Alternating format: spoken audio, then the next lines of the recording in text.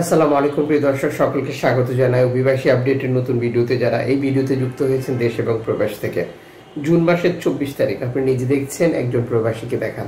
ভিডিওটি শেয়ার করে চ্যানেলটি সাবস্ক্রাইব করে ফেসবুক পেজটি লাইক ফলো করে যুক্ত থাকলে আমাদের প্রতিদিনের আপডেট তথ্য প্রতিদিন দেখতে পান।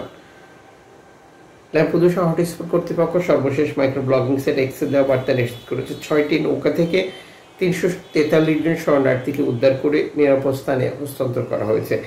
গার্ডিয়াডি ফিনান্সের ফেটর বোট এবং ফোর্ট কর্তৃপক্ষ 6টি বোটকে, যেটি কয়েক ঘন্টার মধ্যে সাপোর্ট করতে সক্ষম হয়েছিল যখন এই নৌকাগুলো সরাসরি ইতালি দ্বীপটিতে প্রবেশ করেছিল। পৃথক পৃথক নৌকা থেকে অভিবাসীদেরকে উদ্ধার করা হয়েছে এবং সবাইকেই সুস্থ এবং স্বাভাবিকভাবে হস্তান্তর করা হয়েছে। ধারাবাহিকভাবে নৌকাগুলোতে বাংলাদেশ, ইথিওপিয়া, মিশর সহ বিভিন্ন দেশের অভিবাসী থাকার ব্যাপারে তথ্য দিয়েছে হটস্পট কর্তৃপক্ষ। সর্বশেষ হটস্পট কর্তৃপক্ষের দেওয়া তথ্য অনুযায়ী 496 জন অভিবাসী বর্তমান হটস্পটে অবস্থান করছে। 221 জন অভিবাসীকে যেটা ফেরিতে হস্তান্তর করা হয়েছে এবং আরও অভিবাসী হস্তান্তর করা হবে। ধারাবাহিকভাবে লিবিয়া থেকে, তিউনিসিয়া থেকে রেকর্ড সংখ্যক শরণার্থী প্রবেশ করছে ইতালির এই দ্বীপটিতে, যা গত কয়েকদিনে ধারাবাহিকভাবে আরও বৃদ্ধি পেয়েছে, যা কর্তৃপক্ষ দ্বারা তথ্য অনুযায়ী।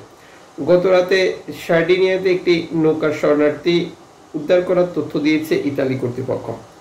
যখন অভিবাসীরা সরাসরি প্রবেশ করে আর সেখানে থাকা অবস্থানরত যেটি লোকাল লোকজন তাদেরকে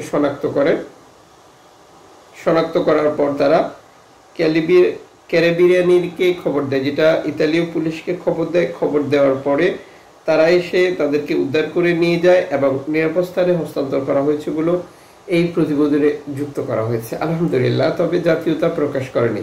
এদিকে সাম্প্রতিক সময় গ্রিস অভিবাসী প্রবাহ বৃদ্ধি পেয়েছে, যেটা লিবিয়া থেকে। লিবিয়ার সাগরে অভিবাসন নিয়ন্ত্রণ করার জন্য নৌবাহিনীর জাহাজ মোতায়েন করেছে গ্রিস কর্তৃপক্ষ, যার কারণ হচ্ছে সাম্প্রতিক সময় রেকর্ড সংখ্যক নৌকা এই অঞ্চলটি ব্যবহার করে গ্রিসে প্রবেশ করছে, যা 2025 সালের প্রথম থেকে যেটা অতীতের সকল রেকর্ড ভঙ্গ করেছে। বর্তমানে প্রতিদিনই ধারাবাহিকভাবে শরণার্থী প্রবেশ করছে, আর এই পরিস্থিতিতেই গ্রিস নৌবাহিনীর জাহাজ এখানে মোতায়েন করা হয়েছে। তার মানে ধারাবাহিক প্রক্রিয়ায় গেম আবারও এই অঞ্চলটিতে কমে যাবে। তবে আমরা মনে করছি যে যেহেতু বর্তমানে এই অঞ্চলটির পরিস্থিতি বা গ্রিস কর্তৃপক্ষ কঠোর অবস্থান নিয়েছে, এক্ষেত্রে বাংলাদেশিদের গ্রিসে গেম না দেওয়াটাই বেটার হবে।